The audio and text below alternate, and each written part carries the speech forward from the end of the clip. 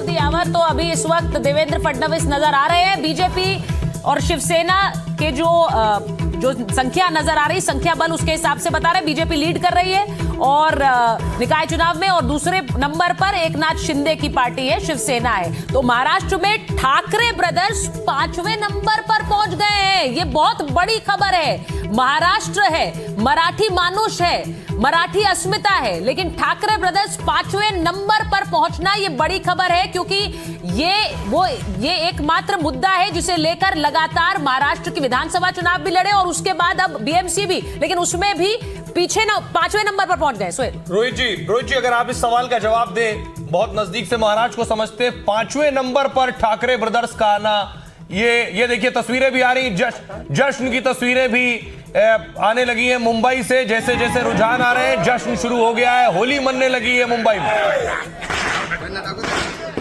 मुझे लगता है कि ये ठाकरे ब्रदर्स के लिए बहुत ही बुरी खबर है और बुरी स्थिति है। उनको इसका मुकाबला करना पड़ेगा। मैं ये नहीं कह सकता कि कोई भी पार्टी, कोई भी नेता हमेशा के लिए खत्म होता है, ये नहीं होता, ये हम सब जानते हैं। लेकिन सतीश जी जो बात कह रहे थे वही मैं दोहराता हूँ कि विपक्ष में एकजुट ना होना और लोकसभा 2024 में उनको जो अच्छा सक्सेस मिला उसके बाद उनको लगने लगना कि अभी हमारा समय आ गया और एक दूसरे में प्रतिद्वंद्व होना और बीएमसी जैसे बड़े चुनाव साथ में ना लड़ना, इस पे जो कांग्रेस के प्रवक्ता कह रहे थे उस पे एक बात मैं कह के अपनी बात खत्म करता हूँ कि देखिए, राज ठाकरे साथ में आ गए, इसके लिए हम उद्धव के साथ नहीं रहेंगे, ऐसा जब कांग्रेस ने कहा तो संजय राउत जो है वो दिल्ली गए और उन्होंने राहुल गांधी के साथ बातचीत की। इंपॉर्टेंट इंफॉर्मेशन मैं दे रहा हूँ आपको। संजय गांधी जी ने राहुल गांधी के साथ बात की, संजय राउत ने राहुल गांधी के साथ बात की और कहा कि नहीं आप साथ में रहिए, बीएमसी साथ लड़ते हैं। तो राहुल गांधी ने उनको बताया कि हम चुनाव के नतीजे आने के बाद आपके साथ आएंगे। तो बात समझिए कि राज ठाकरे साथ में आ गए। राज ठाकरे उत्तर भारतीय विरोधी है, इसके लिए हम ये चुपचाप खड़े होकर ये नहीं देख सकते, हम उद्धव ठाकरे का साथ छोड़ रहे हैं कहने वाली कांग्रेस पार्टी चुनाव के बाद में तो राज और उद्धव का जो गठबंधन है उसके साथ जाने के लिए तैयार है। ये बात बीजेपी ने सबको बाहर बता दी कि देखिए ये कैसे इनका अभी तो बाहर निकल गए हैं लेकिन चुनाव के बाद साथ आने की बात कर रहे हैं। इसका भी असर हो गया उत्तर भारतीय मतों पे और बाकी सब मतों पे, मुस्लिम मतों पे वगैरह, क्योंकि राज ठाकरे के साथ आने की वजह से जो भी डैमेज हुआ था वो बीजेपी ने इनकैश किया। लास्ट पॉइंट में बोलता हूँ, फिर वो चीज दोहराता हूँ जो सतीश जी ने कही, वही बात है कि ये सिर्फ इस बात का नतीजा आप देख रहे हैं कि विपक्ष एक साथ एकजुट ना रहना, और कांग्रेस पार्टी हो या बाकी कोई भी पार्टी हो, उनको इससे ये सबक सीखना चाहिए कि आने वाले जो भी चुनाव अन्य राज्यों में होंगे, दूसरी जगह पे होंगे, वहां पे विपक्ष साथ में ना रहे तो इसी तरह से बीजेपी को मिलती रहेगी। देखिए रोहित जी, जो हम इस नतीजों और रुझान से ड्रॉ आउट कर रहे हैं वो भी बहुत इंपॉर्टेंट है, क्योंकि बीजेपी के बाद एकनाथ शिंदे की पार्टी और उसके बाद तीसरे नंबर पर कांग्रेस है। अगर सारे 29 निगमों में हम देखें, इसका क्या मतलब है ये भी जरा समझेंगे। जितेंद्र जरा बताइए, कांग्रेस तीसरे नंबर पर है, शिवसेना यूबीटी उससे भी पीछे है।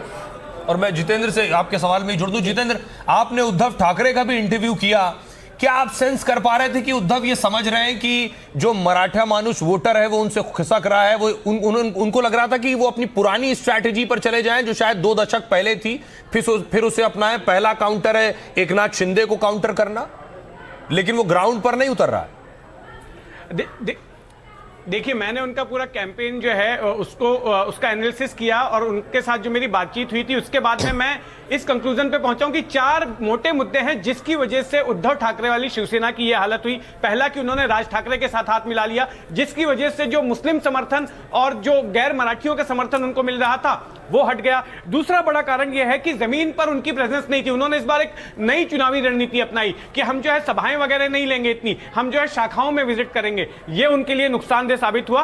तीसरा कि जो 2022 जून में जो बगावत हुई थी एकनाथ शिंदे की, उसका भी खामियाजा उनको भुगतना पड़ा है, क्योंकि कई बड़े चेहरे जो पुराने नेता थे इनके मुंबई में, वो एकनाथ शिंदे वाले खेमे में चले गए। ये तीसरा बड़ा कारण था। और चौथा कारण यह था कि एक एंटी इनकम्बेंसी भी कई इलाकों में उद्धव ठाकरे के प्रति थी, क्योंकि 2017 में जब आखिरी चुनाव हुए थे, 2022 तक जब महानगर पालिका थी, तो एक एंटी इनकम्बेंसी भी उद्धव ठाकरे के खिलाफ जनरेट हुई। और पांचवा और महत्वपूर्ण कारण यह था कि उन्होंने पूरी तरह से मराठी वोटों पर बैंक किया, उसी पर निर्भर रहे, और यह नुकसानदेह हुआ क्योंकि मराठी वोटों की दावेदार अकेले उनकी पार्टी नहीं थी, एकनाथ शिंदे की शिवसेना भी थी, और बीजेपी की भी बात करें तो क्या मराठी बीजेपी को वोट नहीं देते?